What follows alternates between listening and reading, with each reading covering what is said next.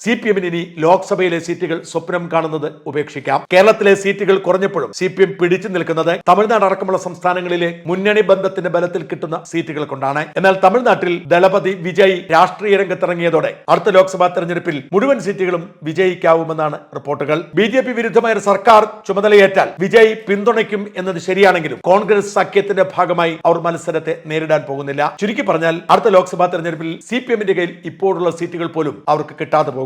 ദേശീയ പാർട്ടി പദവി ഏതു നിമിഷവും നഷ്ടപ്പെടുമെന്ന് ഭയക്കുന്ന CPM-ന് ലോക്സഭയിൽ ഒരിടത്തും ഇനി കച്ചി തൊടാൻ കഴിയാത്ത സാഹചര്യമാണ് രൂപപ്പെടുന്നത്. പ്രിയങ്ക ഗാന്ധി ഉണ്ടാക്കുന്ന ചലനം CPM-ന്റെ അടിവേര് മാന്തും എന്ന കാര്യത്തിൽ തർക്കമില്ല. രാഹുൽ ഗാന്ധിയെ ഭാവി പ്രധാനമന്ത്രി എന്ന് കേരളീയ സമൂഹം വിലയിരുത്തുന്നത് കൊണ്ട് അദ്ദേഹത്തിന്റെ സ്ഥിരം സാന്നിധ്യം ആരും പ്രതീക്ഷിക്കുന്നില്ല. എന്നാൽ പ്രിയങ്കയുടെ കാര്യത്തിൽ അങ്ങനെയല്ല. വല്ലപ്പോഴും ഹെലികോപ്റ്ററിലെത്തി അനുഗ്രഹ വർഷം ചൊരിഞ്ഞ് മടങ്ങുന്ന ഒരു MP അല്ല അവർ ആഗ്രഹിക്കുന്നത്. കൂടെ വയനാട്ടിലെത്തുകയും അവരുടെ പ്രതീക്ഷയ്ക്കൊത്ത് ഉയരുകയും ചെയ്താൽ പ്രിയങ്ക ഗാന്ധിക്ക് ഇനിയും ഭൂരിപക്ഷം വർദ്ധിപ്പിക്കാൻ കഴിയുമെന്നും അത് CPM-ന്റെ അടിവേരിളകുന്നതിന് കാരണമാകുമെന്നും പ്രതീക്ഷിക്കാം. മറുഭാഗത്ത് CPM-നെ അലട്ടുന്ന മറ്റൊരു തലവേദന കൂടിയുണ്ട്. ലോക്സഭാ തെരഞ്ഞെടുപ്പിൽ CPM പുറത്താവുകയും കോൺഗ്രസ് ആധിപത്യം പുലർത്തുകയും ചെയ്യുമ്പോൾ ഒരുപക്ഷെ CPM-നേക്കാൾ കൂടുതൽ സീറ്റുകൾ BJP നേടുന്ന സാഹചര്യവും ഉണ്ടാവാം. കഴിഞ്ഞ ലോക്സഭാ തെരഞ്ഞെടുപ്പിൽ BJP-ക്കും CPM-നും ഓരോ സീറ്റാണെന്ന് ഓർക്കണം. അടുത്ത ലോക്സഭാ തെരഞ്ഞെടുപ്പിൽ BJP സീറ്റ് 2ഓ 3ഓ ആക്കി വർദ്ധിപ്പിക്കാൻ തീരുമാനിച്ചാൽ CPM ആയിരിക്കും ഏറ്റവും കൂടുതൽ നാണം കെടുന്നത്. എന്തായാലും പ്രിയങ്കയുടെ വരവ് ഏറ്റവും കൂടുതൽ ഉറക്കം കെടുത്തുന്നത് CPM-നെ തന്നെയാണെന്ന് തീർച്ച.